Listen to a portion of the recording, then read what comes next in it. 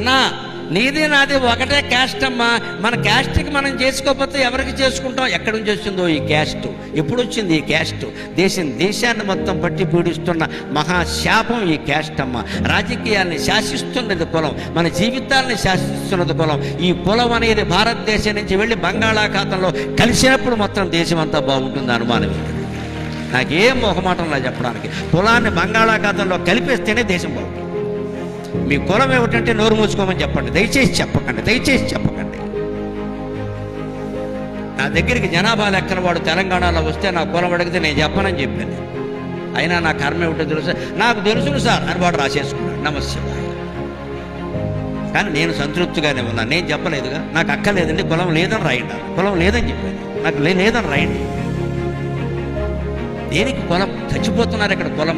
కులాచారాల్లో గొప్ప ఉంటాయండి, పాటించవచ్చు. కానీ ఒక్కటి గుర్తుపెట్టుకుందాం,